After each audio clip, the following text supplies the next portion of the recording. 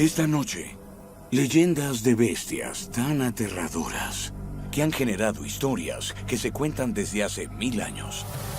Lo que es fascinante es que casi todas las culturas de la Tierra tienen historias de demonios, diablos y bestias infernales. Desde criaturas gigantes capaces de tragarse a humanos vivos, Jonás pasa los siguientes 3 días y 3 noches en el vientre de una bestia, rezando a Dios para que lo libere. a monstruos de las profundidades que atacan tanto a barcos como a marineros. Se dice que vaga por los océanos más profundos y que puede hundir barcos enteros de un solo golpe. A un ángel caído que personifica el mal. Satanás quiere poblar el infierno, atrayendo a la humanidad al pecado, para que también quede atrapada por toda la eternidad. ¿Es posible que estos relatos sean algo más que cuentos con moraleja? El Papa Francisco dijo, no hay la menor duda de que existe una batalla en la que está en juego la salvación eterna de todos nosotros. Muchos creen que el caos se desata cuando se liberan las bestias oscuras. Estas son algunas de sus historias.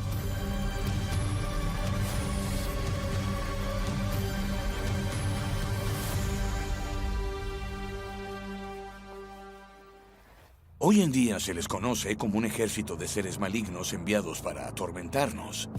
Criaturas impías que son temidas y odiadas.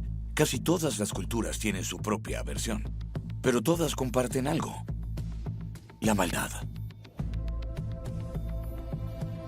Los demonios son quizás los monstruos religiosos más famosos que conocemos. Pueden cambiar de forma para engañarnos, pueden engañar a la gente para que los adore y pueden infligir tortura física.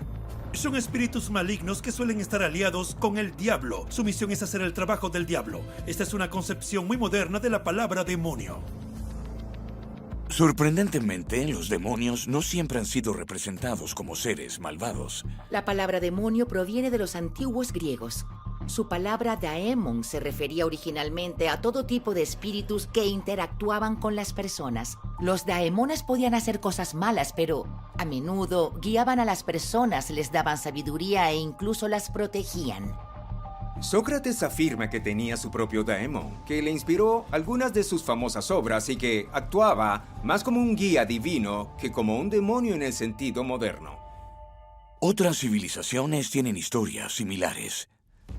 En la antigua Mesopotamia, unos seres llamados Utuku podían provocar enfermedades o incluso la muerte, pero ellos también creían en espíritus protectores que podían contrarrestar a los malos. Y luego en Egipto existe un personaje llamado Bes, un demonio protector parecido a un enano que ahuyenta a los espíritus malignos. En la mitología islámica existen unos demonios invisibles llamados jinn. Pueden adoptar la forma de humanos o animales. Provienen de un fuego sin humo que existe en un mundo paralelo. Ellos no son ni buenos ni malos por naturaleza. Pueden ser malévolos, benevolentes o traviesos. Al menos en Europa, todo eso cambia con la publicación de la Biblia del rey Jacobo en 1611. Escrita bajo la supervisión real por 47 eruditos. Esta nueva versión intenta eliminar las inexactitudes de las traducciones anteriores del hebreo. También propone una nueva y aterradora definición del comportamiento de los demonios. Tras esta traducción de la Biblia, los demonios están por todas partes en el Nuevo Testamento. De repente, las fuerzas de Satanás causan enfermedades físicas, como la incapacidad de caminar, de ver o la incapacidad de hablar. Y de hecho, provocan posesiones demoníacas. La posesión es cuando un espíritu maligno u oscuro supuestamente se apodera de alguien sin su consentimiento. La Biblia del rey Jacobo cuenta varios casos de este fenómeno. El más famoso de ellos involucra a Jesús. El propio Jesús se encuentra con demonios docenas de veces en los evangelios. De hecho, una de las historias más famosas se relata en Mateo, Marcos y Lucas. Jesús y sus discípulos se encuentran con un hombre poseído. Se ha estado cortando con piedras. Corre desnudo y nadie puede controlarlo, ni siquiera con cadenas, solo se libera. La gente de la zona le tiene miedo. Cuando el hombre ve a Jesús, inmediatamente comienza a gritar. Pero no es él quien habla, son los demonios que hay dentro de él. Jesús le preguntó al demonio, ¿cómo te llamas? Y el hombre respondió entonces, mi nombre es Legión, porque somos muchos. Recuerden que el ejército romano tenía unas 5.000 legiones, así que había muchísimos demonios dentro de ese hombre. Jesús, siendo el Hijo de Dios, ahuyenta a los demonios y el hombre queda transformado. Finalmente se viste y vuelve a estar en su sano juicio. Esta es una de las muchas historias de Jesús expulsando demonios, y este tipo de relatos tienen una gran influencia. Los eruditos comienzan a escribir muchos libros sobre cómo identificar a los demonios, cómo evitarlos y cómo combatirlos. Finalmente, la Iglesia Católica recopiló toda esta investigación en un manual oficial en 1614 llamado Ritual Romano. En él se enumeran algunos signos de posesión, entre los que se incluyen la fuerza sobrehumana, el conocimiento de acontecimientos o personas que la persona no podía conocer y hablar en lenguas desconocidas. También sugiere la mejor manera de deshacerse de ellos: los exorcismos. Hay un proceso muy detallado y paso a paso para realizar un exorcismo. Primero hay que identificar que realmente hay un demonio, porque intentará esconderse. Además, no hay que confundir una enfermedad con una posesión demoníaca. A lo largo de los años, las figuras religiosas han realizado miles de exorcismos, incluido uno que ha inspirado a Hollywood. Uno de los casos más famosos ocurrió en 1949 con un adolescente de Maryland al que la Iglesia Católica identificó con el seudónimo de Robbie Mannheim. Robbie comenzó a mostrar un comportamiento extraño, tenía rabietas. Lo más inquietante es que la gente informaba de que veía objetos e incluso muebles moviéndose por la habitación por sí solos. Cuando los psicólogos no pueden explicar su conocimiento, se llama a los sacerdotes. El padre William S. Bowder dirige un exorcismo con otros clérigos. Espontáneamente aparecen palabras como mal e infierno en el cuerpo del chico. Comienza a hablar en latín a pesar de no conocer el idioma. Todo es una prueba de que Robbie está poseído por demonios poderosos. Una vez identificado el demonio, comienza un proceso llamado choque. El sacerdote que lleva a cabo el exorcismo libra una batalla espiritual que incluye ciertas oraciones y cánticos, o herramientas como rosarios, crucifijos o agua bendita. Si tiene éxito, el demonio es expulsado. Se necesitó una segunda ronda para liberar completamente a Robbie de esta posesión demoníaca. Durante el segundo exorcismo, incluso se soltó de las ataduras y le rompió la nariz a uno de los sacerdotes. Finalmente, el exorcismo se declaró un éxito y Robbie siguió viviendo una vida bastante normal. El exorcismo de Robbie Mannheim inspiró la famosa novela y posterior película de Hollywood, El Exorcista. Es un ritual que los sacerdotes católicos siguen practicando hoy en día. Las directrices para el exorcismo se revisaron en 1999, pero siguen siendo similares a las de 1614. Según dicen, la demanda de exorcismos ha aumentado en los últimos años debido al auge del secularismo y a las prácticas ocultistas que, según la Iglesia, abren a las personas a las influencias demoníacas. Y el catolicismo no es la única religión que expulsa a los demonios. Los judíos, los cristianos y los musulmanes creen que el exorcismo es un derecho serio y sagrado, un intento desesperado por salvar un alma. Por muy aterradores que sean, muchos sirven a la criatura más aterradora de todas, Satanás. Si buscas Satanás o Diablo en Internet, quizás aparezcan imágenes de un monstruo rojo con cuernos y alas, con una horquilla. Esa es una imagen que se ha convertido en un ícono no solo en la religión, sino también en la cultura popular. Aparte de Dios y Jesús, Satanás es quizás la figura más reconocible del cristianismo. Satanás es la personificación del mal puro. En la tradición cristiana, Satanás es un hermoso ángel llamado Lucifer que se rebela contra Dios y lidera a 1/3 de los ángeles en una guerra en el cielo, en la que es derrotado y arrojado al infierno. Incluso ahí, Satanás no aprende la lección y quiere poblar el infierno, atrayendo a la humanidad al pecado para que también quede atrapada allí por toda la eternidad. Aunque este es el diablo que conocemos, no siempre fue así. Durante siglos, un nombre ha evocado miedo, fascinación y debate. Satanás. Pero ¿quién es esta figura? ¿Y cómo llegó a encarnar todo lo que tememos de la oscuridad y la tentación? El término Satanás proviene de la palabra hebrea ha-satán, que en realidad significa el acusador o el adversario. La palabra aparece más de 20 veces en el Antiguo Testamento, refiriéndose a un ser enviado por Dios como instrumento de juicio. La primera vez que aparece el término Ha-Satán es en el libro de los Números, cuando Dios envía a Satanás para enfrentarse al codicioso profeta Balaam, que planea maldecir a los israelitas. Él actúa en realidad como una especie de empleado de Dios que está bajo sus órdenes. El papel de Hasatán como instrumento de juicio de Dios se consolida aún más en el libro de Job. Satanás y Dios mantienen esta conversación sobre Job, un hombre favorecido por su rectitud. Satanás comienza a cuestionar la integridad de Job diciendo que solo es bueno porque Dios le ha dado fortuna. No es por su gran fe en Dios. Así que hay una apuesta entre Dios y Satanás sobre hasta dónde se puede acorralar antes de que renuncie a Dios. Y a Satanás se le da permiso para destruir la familia de Job, sus propiedades, infligirle todo tipo de enfermedades y dolor en su cuerpo. Y si has leído la Biblia, sabes que ante la pérdida de todo lo que tiene, Job refuerza su fe en Dios, demostrando que Satanás se equivoca. En libros posteriores del Antiguo Testamento, Satanás comienza a transformarse. Satanás acaba tan enamorado de su propia grandeza, belleza y poder que decide que es él quien debe ser adorado y no Dios.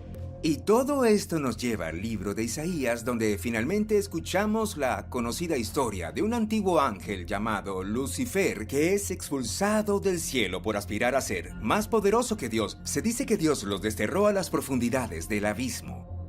Pero incluso en esa historia todavía no es el ser maligno poderoso que creemos que es hoy en día. En realidad es impotente porque Dios tiene autoridad total sobre él. La razón es que gran parte del Antiguo Testamento fue escrito por judíos israelitas para un público judío israelita. Ellos realmente no tienen un concepto de Satanás como una entidad independiente que pueda enfrentarse a Dios. Eso iría en contra de todo lo que creen sobre Dios, que es todopoderoso y está solo. Eso cambia en el Nuevo Testamento. En los evangelios de Mateo, Marcos y Lucas empezamos a ver un lado más oscuro, más fuerte e independiente de Satanás. En Mateo, Satanás intenta tentar a Jesús en el desierto, ofreciéndole poder mundano a cambio de que lo adore. Y parece que lo está haciendo sin la autorización de Dios. Ahora vemos a Satanás en este papel de tentador y corruptor, tratando de alejar a la gente de Dios, incluso a su propio hijo. A partir de ahí la cosa empeora. Los evangelios describen a Satanás causando enfermedades como fiebre, lepra e incluso artritis, y su objetivo principal es llevar a la humanidad hacia el mal. Cuando llegamos al libro del Apocalipsis, la transformación está completa. Se convierte en un enemigo malvado de Dios en toda regla y tiene un aspecto nuevo. Toma la forma de un gran dragón rojo con 7 cabezas, 10 cuernos y una cola enorme. Finalmente libra una guerra contra los justos y pierde, siendo arrojado a un lago de fuego para morir. En el siglo V después de Cristo, gracias a los escritos de teólogos influyentes como San Agustín, se establece el concepto del diablo como el mal puro. Se le dan nombres siniestros como Samael y Belcebú y se le asocia retroactivamente con todo tipo de actos malvados. Pronto aparecen otras interpretaciones de los pasajes de la Biblia, en especial el libro de Génesis, y ahora sugieren que estaba presente en la historia del jardín del Edén.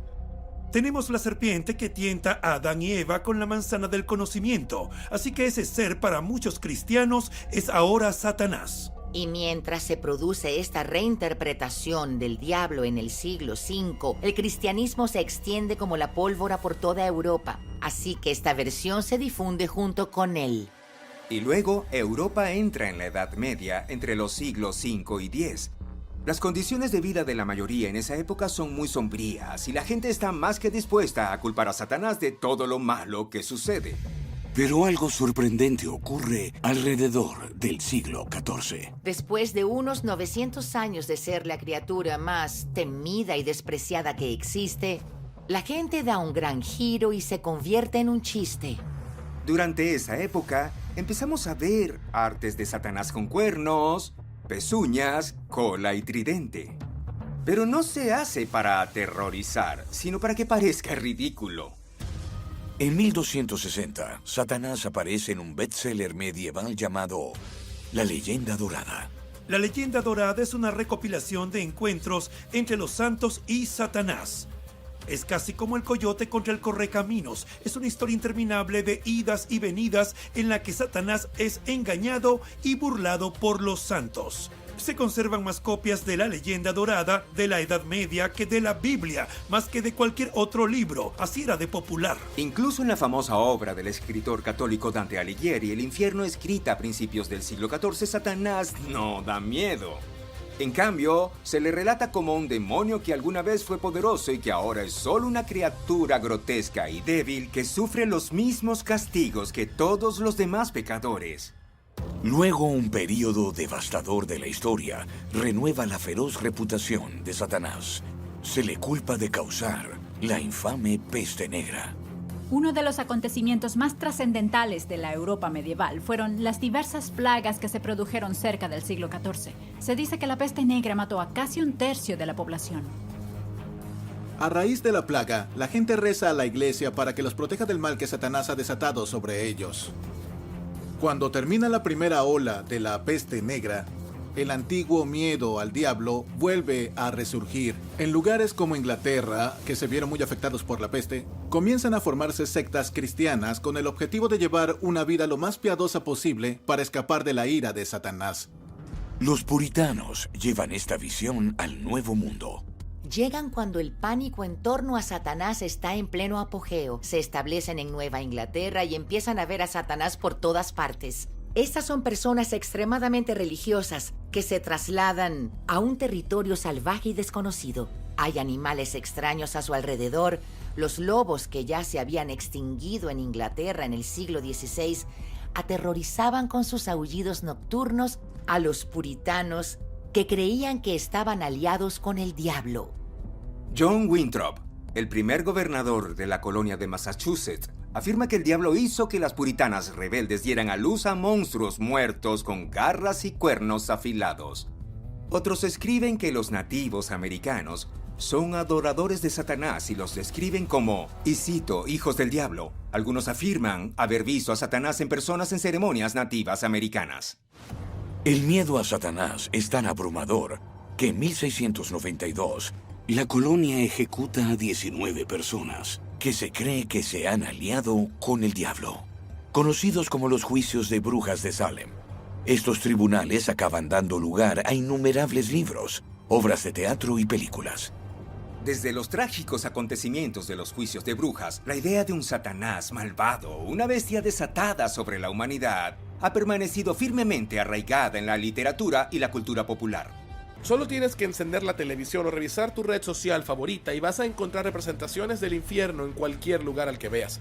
Verás al diablo y sus secuaces corriendo con sus tridentes y encontrarás fuego, llamas, oscuridad, azufre y todos estos castigos catastróficos y eternos lloviendo sobre la tierra. Según una encuesta reciente, el 41% de la población mundial cree en un diablo literal. En octubre de 2013, el Papa Francisco dijo: "No hay la menor duda de que existe una batalla en la que la salvación de todos nosotros está en juego". No todos los monstruos legendarios son ángeles caídos o espíritus oscuros con malas intenciones. Algunas bestias bíblicas fueron supuestamente desatadas por el mismo Dios, pero ¿hay pruebas de que alguna sea real? Al principio, Dios creó los cielos y la tierra, Adán y Eva, el jardín del Edén. También creó todos los animales y, al parecer, uno de ellos es un monstruo real y auténtico. En el libro de Job encontramos esta aterradora introducción a esta bestia conocida como el Leviatán, una enorme criatura marina que Dios mismo crea en el quinto día de la creación. Tiene escamas, dientes, es enorme, tiene una cola gigantesca y escupe fuego, igual que el dragón de Juego de Tronos. El Leviatán se describe como una bestia que ningún humano puede someter. En un relato de Job sobre el poder del Leviatán, cuando un grupo de guerreros está cruzando el mar, la bestia se levanta. Su sola visión aterroriza a estos poderosos hombres hasta el punto en que se quedan absolutamente fuera de sí por la desesperación. No importa qué armas intenten utilizar, espadas y lanzas, flechas, piedras, todas son impotentes contra el Leviatán. Curiosamente, los relatos de monstruos marinos aterradores no son exclusivos de la Biblia. El Leviatán tiene similitudes con otros monstruos previos a la Biblia en múltiples culturas antiguas, como la hidra de la mitología griega. Esta criatura legendaria es una serpiente marina gigante con 9 cabezas que representa la idea del mal y el peligro. En la mitología egipcia tenemos una criatura llamada Apep, que se describe como una serpiente o un dragón que también es invencible y tiene escamas parecidas a piedras que protegen su piel. Los babilonios también tienen una diosa primordial del mar llamada Tiamat, que a menudo se representa como un monstruo marino caótico, que es derrotado por un dios de forma similar a como solo Dios puede matar al Leviatán en la Biblia. Si todas estas religiones a lo largo de miles de años describen una bestia monstruosa similar, tal vez se inspiraron en algo que todos vieron. Uno de los autores más conocidos del mundo antiguo escribe sobre una bestia así alrededor del año 77 después de Cristo. En su libro Historia Natural, el famoso naturalista y filósofo romano Plinio el Viejo describe los huesos de un monstruo expuesto en el teatro más grande de Roma. Se dice que esta bestia medía más de 12 metros de largo, que cada costilla era más alta que un elefante y con huesos de un grosor de 45 centímetros. Cabe señalar que el esqueleto fue encontrado cerca de la ciudad de Judea, la misma zona donde quizás se escribió el libro de Job. Plinio el Viejo continúa describiendo los hallazgos de otros animales gigantes. Entre ellos, un cadáver varado con 120 dientes, de entre 15 y 23 centímetros. Estos hallazgos confirman que la región geográfica alrededor del Mediterráneo y Oriente Medio ha sido el hogar de estas criaturas. Los huesos no se han conservado y las descripciones físicas son demasiado vagas para clasificar a estos animales. Pero aquí está la cuestión con las especies no identificadas. No siempre permanecen así. En 1719, Robert Darwin, bisabuelo de Charles Darwin, se pone en contacto con la Royal Society de Londres, un grupo de científicos, con un hallazgo inusual que se parece mucho a lo que tenían expuesto en Roma. Había encontrado una roca con unos huesos extraños incrustados.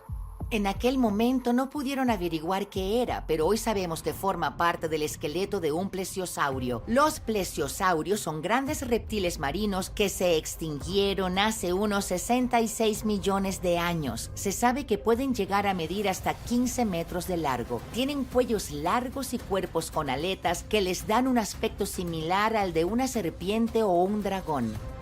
Algunos historiadores creen que los llamados huesos de monstruos encontrados en Roma y Grecia pertenecían a reptiles prehistóricos, plesiosaurios, dinosaurios, lo que quieras. Hoy en día conocemos muchas especies extintas con dientes terroríficos y un tamaño enorme. Desde la época en que se escribió la Biblia hasta el siglo XIX, se pensaba que descubrimientos como este eran de monstruos desconocidos. Y no fue hasta 1822 cuando se identificó un fósil como una especie de reptil extinto antiguo. Y no fue hasta 1842 cuando se nombró a esta categoría de dinosaurios. Tanto si los humanos temían a una criatura real como a una metafórica, la leyenda del Leviatán sigue viva. La palabra Leviatán se ha convertido en sinónimo de cualquier cosa gigantesca y formidable. Los cómics de Marvel tomaron prestado el nombre para una organización gubernamental malvada y poderosa. El nombre también se ha prestado a montañas rusas y videojuegos. Incluso se ha convertido en un eslogan en política utilizado como metáfora de los gobiernos que ejercen un control absoluto.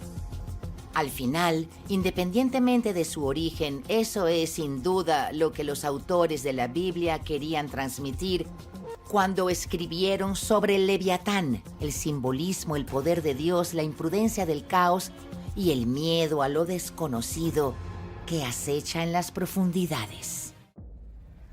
En leyendas de todo el mundo, las deidades desatan todo tipo de bestias contra los humanos, desde dragones hasta enormes criaturas llamadas Behemoth o monstruos marinos como el Leviatán. Una de las más famosas es la historia de un pequeño humano y una poderosa ballena. ¿Es posible que esta historia sea cierta? Quizás hayas oído la historia. Un hombre es tragado por una ballena, vive en su estómago durante 3 días y luego es escupido. Suena aterrador. ¿Qué habrá hecho para merecer tal castigo? Pero según aprendemos en el libro de Jonás, en realidad no es un castigo, sino su salvación. Según la Biblia, la historia comienza con una orden de Dios, de que viaje a la ciudad de Nínive y advierta a la gente que se arrepienta de sus pecados. Pero Jonás duda porque no le caen bien los ninivitas y teme que le hagan caso, así que, en lugar de seguir la orden de Dios, Jonás huye en dirección opuesta. Se sube a un barco y casi inmediatamente se desata una fuerte tormenta. Jonás ha dicho a los marineros que está huyendo de las órdenes de Dios, por lo que ellos piensan que es su culpa, así que lo arrojan por la borda con la esperanza de calmar las aguas. Al final, resulta que Dios tiene otros planes. Dios envía un gran pez que se traga a Jonás entero para salvarlo de ahogarse, no para devorarlo. Sin embargo, Jonás no sabe lo que está sucediendo, así que pasa los siguientes 3 días y noches en el vientre de esta bestia, rezando a Dios para que lo libere y arrepintiéndose de su error. Dios no intentaba matar a Jonás, pero agradeció sus oraciones e hizo que el pez lo vomitara en tierra firme. Finalmente viaja a Nínive y cumple su misión: transmitir el mensaje de arrepentimiento. El pueblo de Nínive hace caso de su advertencia y toda la ciudad se salva de la ira de Dios. Ahora bien, aquí está lo primero que quizás no sepas sobre la historia. La Biblia nunca dice que Dios envía una ballena. El texto hebreo original dice que envía un dad gadol, que significa pez grande. No se menciona ninguna especie y definitivamente no se llama ballena. Entonces, ¿cuándo y cómo se convierte el pez en una ballena? Algunas personas piensan que el responsable es un erudito bíblico llamado William Tell. En 1534 publica una traducción de la Biblia basada en manuscritos escritos en griego y latín, pero no en hebreo original. Él utiliza las palabras kitos y cheti, que traduce como ballena. Hasta el día de hoy, el estudio de las ballenas se llama cetología. Así que la palabra aparece en la versión de la Biblia de Tyndale en 1611 y la del rey Jacobo, que a su vez consolidó a la ballena como la bestia que se tragó a Jonás. Ya sea un pez o una ballena, algunos científicos se preguntan qué podría ser lo suficientemente grande como para tragarse a una persona. Hay varias posibilidades. Por supuesto, la más cercana es una ballena azul, considerada el animal más grande que ha existido. Pero sus gargantas son estrechas, se atragantaría. Los cachalotes tienen gargantas lo suficientemente grandes, pero sus estómagos están llenos de metano, no de aire. Algunos incluso dicen, bueno, ¿y si es un tiburón ballena? Es un pez que se alimenta abriendo su enorme boca y tragándose todo lo que puede, pero son un poco pequeños. Realmente no hay ningún animal que se ajuste perfectamente a la descripción bíblica y no hay muchas historias de personas tragadas por criaturas marinas para comparar.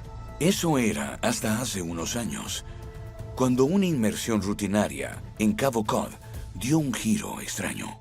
El 11 de junio de 2021, un hombre llamado Michael Packard buceaba en busca de langostas en Cabo Cod, a unos 12 metros bajo la superficie, cuando algo se lo tragó entero.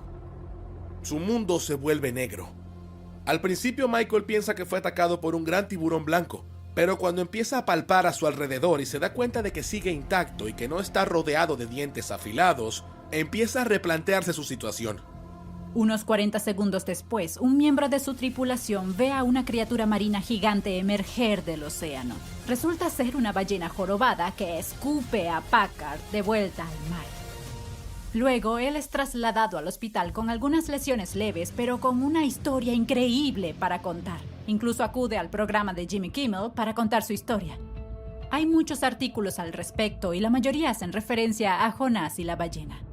Las ballenas jorobadas han embestido ocasionalmente barcos o personas, pero no suelen tragarse a las personas enteras. Sin embargo, al menos ha ocurrido una vez, aunque Packard no estuvo allí 3 días y 3 noches.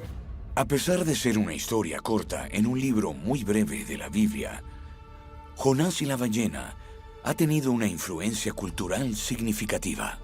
La historia ha inspirado numerosas obras de arte y de cultura. Aparece en la obra de Miguel Ángel, el profeta Jonás, que ahora adorna el techo de la Capilla Sixtina. También inspiró a Rembrandt para pintar retratos sobre él. Autores como Herman Melville escribieron sus famosas novelas inspirándose directamente en la historia.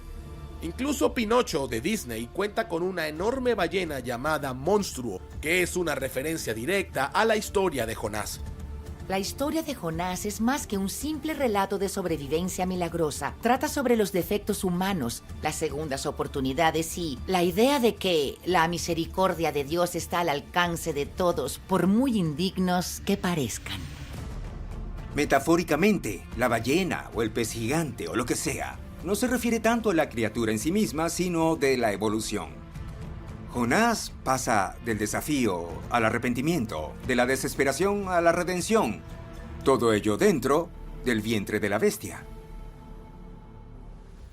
Gran parte de lo que se esconde en las profundidades sigue siendo un misterio, pero hay una criatura que ha sido temida por los marineros de todo el mundo durante siglos. El Kraken es una legendaria bestia marina de proporciones monstruosas que se cree que tiene una cabeza enorme y múltiples brazos o tentáculos. Se dice que vaga por las profundidades y que puede hundir barcos enteros de un solo golpe. Hoy en día, el Kraken es un icono de la cultura popular. Aparece en las películas de Piratas del Caribe, en varias novelas, entre ellas El Kraken despierta, de John Wyndham, e incluso da nombre al equipo de hockey de Seattle. Las primeras historias registradas se remontan a hace unos 800 años. Hay un texto noruego de mediados del siglo XIII llamado El espejo del rey, que es básicamente una guía sagrada para que el rey transmita sus conocimientos a su hijo. Incluye un catálogo de criaturas marinas con las que los marineros pueden encontrarse en el Océano Atlántico Norte. En este catálogo de criaturas marinas, hay una descripción de un monstruo tan enorme que a veces se confunde con una isla y tiene la capacidad de crear remolinos que utiliza para tragarse criaturas marinas enteras. Por la misma época, surge otra saga en la que un héroe vikingo se encuentra con un monstruo marino gigante llamado Hafgufa. Se describe como una criatura enorme que puede devorar barcos enteros y que a menudo se confunde con un arrecife o una pequeña isla antes de atacar. Aunque esta criatura tiene un nombre diferente, suena muy parecido. Las historias sobre esta bestia se extendieron durante 500 años antes de que recibiera su famoso nombre. En 1752, un obispo escandinavo llamado Erik Pontoppidan publica Historia Natural de Noruega. En ella encontramos el primer uso conocido del término Kraken. Este libro sale en el momento justo de la historia. Es un periodo en el que los científicos están muy interesados en catalogar e identificar diferentes tipos de animales. Describe la misma criatura de antiguos mitos religiosos, con un tamaño enorme, largos tentáculos y una reputación aterradora. Si buscamos la palabra kraken en el diccionario noruego actual, vemos que deriva de la raíz krake, que significa árbol retorcido y cubierto de maleza. Esto tiene sentido si pensamos que la bestia tiene varios brazos serpenteados, como las ramas de un árbol, tal y como la describe el obispo. En 1801 tenemos una ilustración por un naturalista francés llamado Pierre-Denis Montfort. Él la titula Pulpo colosal. En ella se representa a una bestia gigante parecida a un pulpo rodeando un barco, a punto de hundirlo en el océano.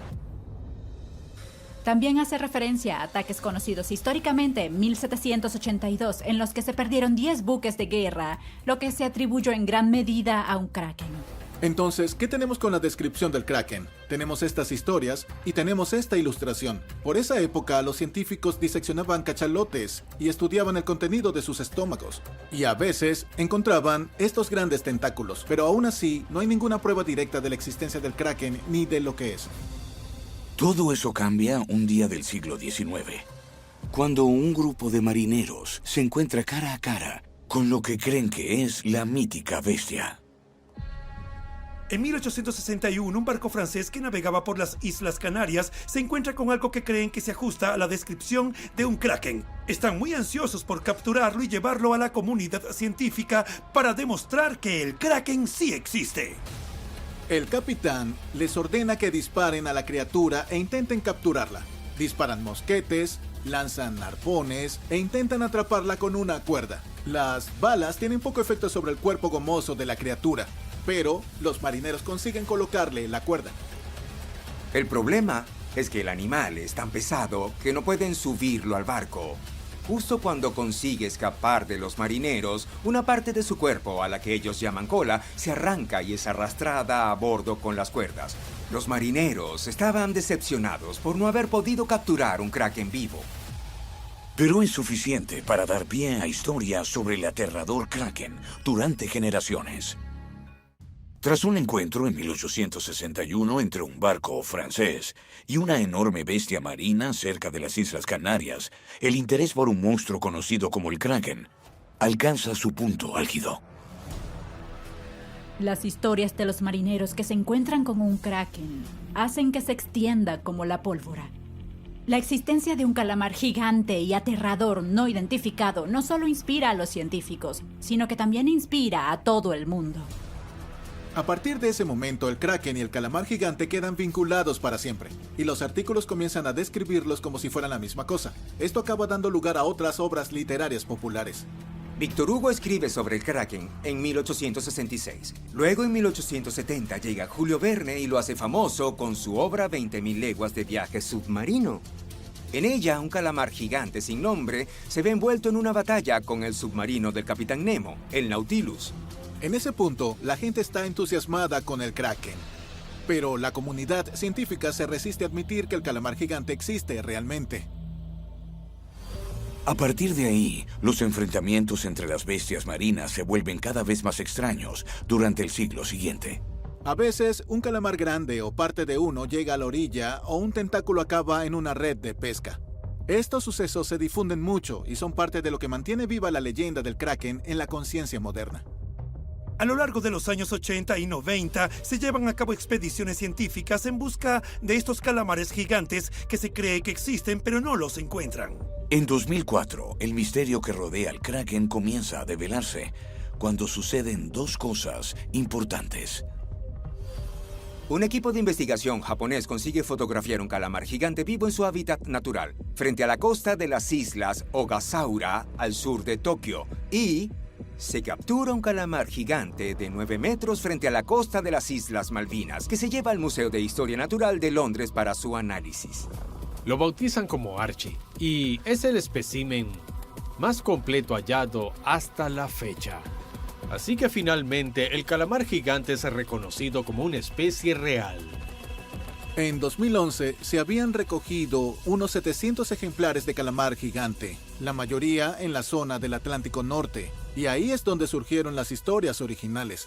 Una vez más, todo apunta a que el calamar gigante es la criatura que inspiró la leyenda. Pero podría haber una posibilidad aún mayor. En 2007, un barco pesquero llamado San Spiring está buscando merluza negra frente a la costa de la Antártida, en el mar de Ross, cuando algo enorme queda atrapado en sus redes. Resulta ser una especie de calamar aún más grande. Es el invertebrado más grande conocido del planeta y se ha bautizado como calamar colosal. 9 tripulantes tardan 2 horas en subirlo a bordo. Se congela y se lleva a un museo de Nueva Zelanda donde aún se exhibe. Un calamar gigante puede crecer hasta unos 14 metros y pesar unos 270 kilos. El calamar colosal tiene casi la misma longitud, pero casi el doble de peso, y se estima que puede alcanzar los 680 kilos o más, debido a su voluminoso cuerpo y su manto más grueso. Tanto los calamares gigantes como los colosales tienen un enorme ojo central. Es el más grande del reino animal y el ojo del calamar colosal es en realidad más grande que el del calamar gigante, ya que mide más de 30 centímetros. El ojo humano promedio tiene unos 2 centímetros de diámetro. Si te encontraras cara a cara con un calamar colosal, su ojo sería del tamaño de tu cabeza. Tiene sentido que los encuentros con estas criaturas dieran lugar a historias aterradoras en la antigüedad. ¿Podría ser el calamar colosal, el kraken o incluso algún tipo de superkraken? En 2023 se lanzó una misión para obtener más información sobre ellos, pero sin resultado. Se han planeado futuras expediciones y quizás algún día se resuelva este misterio. Ya sea Satanás o el Kraken, estas bestias legendarias siguen fascinando y aterrorizando a todo el mundo. Soy Dennis Quaid. Gracias por ver Maravillas Sagradas.